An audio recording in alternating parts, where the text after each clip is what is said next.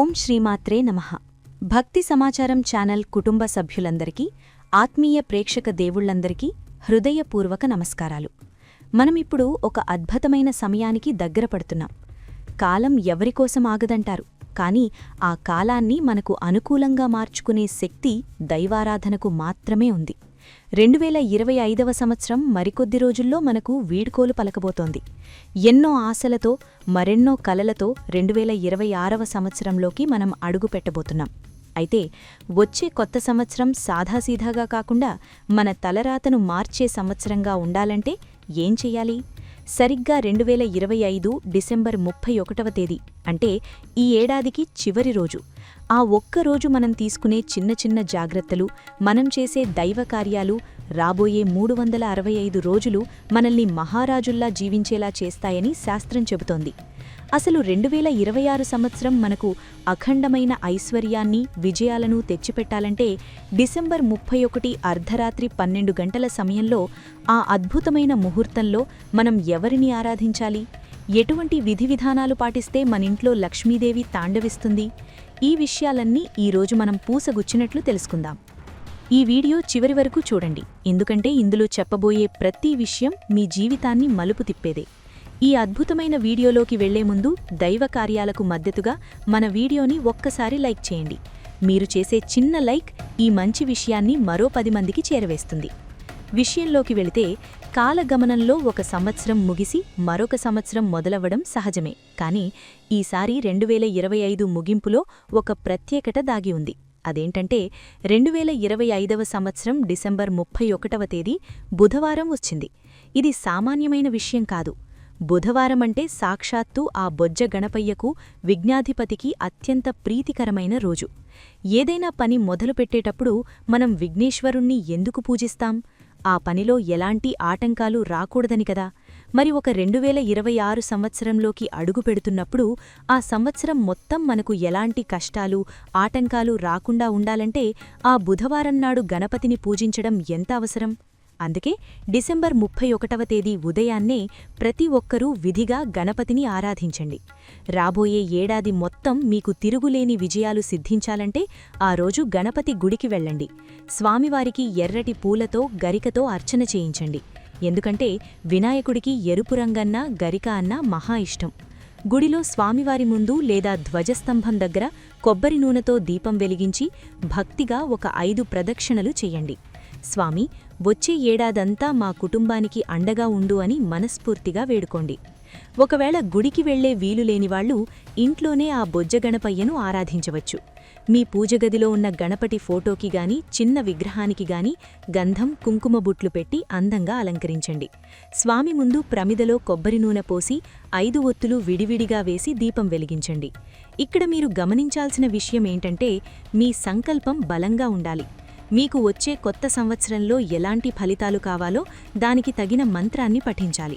ఉదాహరణకు, మీ కోరికలు శరవేగంగా నెరవేరాలి, అనుకున్న పనులు చకచకా జరిగిపోవాలి అనుకునేవారు ఓం గణ గణపతయ్యే నమః అనే మంత్రాన్ని జపించండి.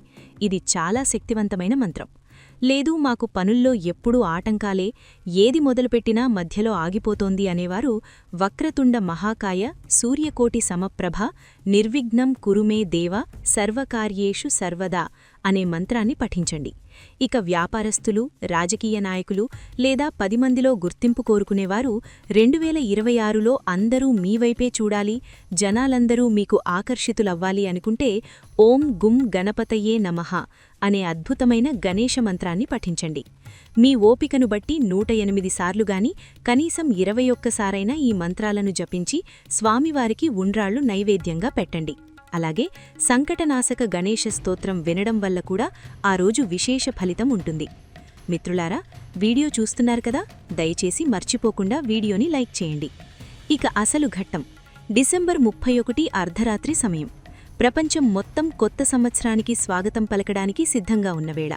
మీరు మాత్రం ఆ సమయంలో ఆధ్యాత్మిక చింతనతో ఉండాలి. ఎందుకంటే సరిగ్గా రాత్రి 12 గంటల సమయానికి, అంటే 2025 వెళ్లిపోయి 2026 ప్రవేశించే ఆ శుభముహూర్తాన మీ పూజగదిలో దీపం వెలిగించాలి. ఆ సమయంలో లక్ష్మీ, గణపతి ఆరాధన చేయడం వల్ల విశేషమైన శుభఫలితాలు దక్కుతాయి. మరి ఆ అర్ధరాత్రి లక్ష్మీ గణపతి పూజ ఎలా చేయాలి? మీ ఇంట్లో లక్ష్మీ గణపతిల ఫోటోలు ఉన్నా శుభ్రం చేసి పసుపు కుంకుమలతో అలంకరించండి. సరిగ్గా 12 గంటలకి గణపతి అమ్మవారి ముందు ఆవు నెయ్యితో గాని నువ్వుల నూనెతో గాని దీపం పెట్టాలి. అయితే ఇక్కడ ఒక రహస్యముంది. ఆ దీపంలో 6 ఒత్తులు వెయ్యాలి. ఎందుకంటే 6 అనేది శుక్రుడికి సంబంధించిన సంఖ్య. జ్యోతిష్య శాస్త్రం ప్రకారం శుక్రుడు అంటేనే భోగభాగ్యాలకు, లగ్జరీ లైఫ్కి కారకుడు. 2026లో మీరు రాజయోగం అనుభవించాలంటే ఆ శుక్రుడి అనుగ్రహం ఉండాలి. అందుకే 6 తామర ఒత్తులుగాని 6 జిల్లేడు ఒత్తులుగాని వేసి దీపం వెలిగించండి. ఇది మీ జాతకాన్ని మార్చేస్తుంది.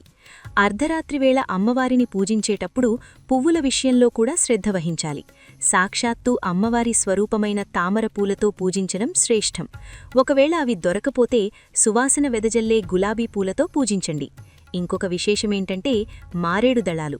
శివుడికి ఇష్టమైన మారేడు దళాలకు గంధం రాసి వాటితో లక్ష్మీదేవిని పూజిస్తే ఆ తల్లి కరుణించకుండా ఉండదు.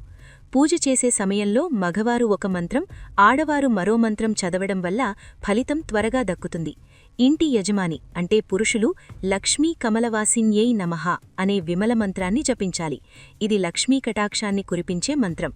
ఇక స్త్రీలు ఓం శ్రీం శ్రీ నమః అనే మంత్రాన్ని పఠించాలి. ఈ మంత్రజపం చేస్తూ గులాబీ పూలతో అమ్మవారిని అర్చించి చివరగా కాసిన్ని పాలు నైవేద్యంగా పెట్టండి. ఇది చాలా శక్తివంతమైన ప్రక్రియ. అలాగే అమ్మవారికి అంగారు గంధం అంటే చాలా ఇష్టం. ఇది అరటిపండ్లు, ఎండిన తామర పూల పొడి కలిపి తయారు చేస్తారు. ఇది దొరకడం కష్టమనుకుంటే కుంకుమ పువ్వు రంగులో ఉండే చంద్ర అనే ప్రత్యేకమైన కుంకుమతో అమ్మవారికి బొట్టు పెట్టి పూజించండి. ఇవన్నీ చేయడం వల్ల 2026లో మీ ఇల్లు సిరి సంపదలతో తులతూగుతుంది. వీడియో ఆసక్తికరంగా ఉంది కదా? ఇలాంటి మంచి విషయాలు మిస్ కాకూడదు అంటే మన ఛానల్ని ఇప్పుడే సబ్స్క్రైబ్ చేసుకోండి. మరొక ముఖ్యమైన విషయం, కేవలం పూజగదిలోనే కాదు, ఆ అర్ధరాత్రి సమయంలో మీ ఇంటి హాల్లో కూడా ఒక దీపం వెలిగించాలి. అది ఎక్కడంటే ఆగ్నేయమూల. వాస్తురీత్యా ఆగ్నేయమంటే అగ్నిదేవుడి స్థానం. అగ్నిదేవుడు మన కోరికలను దేవతలకు చేరవేసే వాహనం. అందుకే హాల్లో ఆగ్నేయమూల ఒక ప్రమిదలో నువ్వుల నూనె పోసి 2 లేదా 3 ఒత్తులు వేసి దీపం వెలిగించి ఓం రం అగ్నేయే నమః అని 21 సార్లు స్మరించుకోండి. దీనివల్ల నెగటివ్ ఎనర్జీ పోయి ఇంట్లో పాజిటివ్ వైబ్రేషన్స్ వస్తాయి. లక్ష్మీదేవి ఆగమనానికి ఇది ఎర్ర తివాచీ పరిచినట్లే. చూసారా ఎంత చిన్న చిన్న పరిహారాలో? 2025 డిసెంబర్ 31 ఉదయం గణపతిని, రాత్రి 12 గంటలకు లక్ష్మీదేవిని ఇలా శ్రద్ధగా పూజిస్తే 2026 మొత్తం మీకు అద్భుతంగా ఉంటుంది.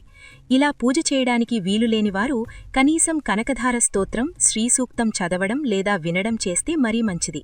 ఇవన్నీ చెయ్యలేకపోయినా లక్ష్మీ అష్టోత్తరం చదువుకున్నా మంచి శుభ ఫలితాలు పొందుతారు. నిజంగా మనస్ఫూర్తిగా నమ్మి చేస్తే దైవం మనకు దారి చూపిస్తుంది. ఈ కొత్త సంవత్సరం మీ అందరి జీవితాల్లో కొత్త వెలుగులు నింపాలని, సిరి సంపదలు కురిపించాలని మనసారా కోరుకుంటున్నాను. ఈ వీడియోలో చెప్పిన విషయాలు మీకు నచ్చాయనే అనుకుంటున్నాను. ఎందుకంటే ఇవి మన పూర్వీకులు ఆచరించిన రహస్యాలు. ఈ సమాచారం మీకు ఉపయోగపడుతుంది అని భావిస్తే దయచేసి ఈ వీడియోని లైక్ చేయండి. మీకు తెలిసిన స్నేహితులకు, బంధువులకు షేర్ చేయండి.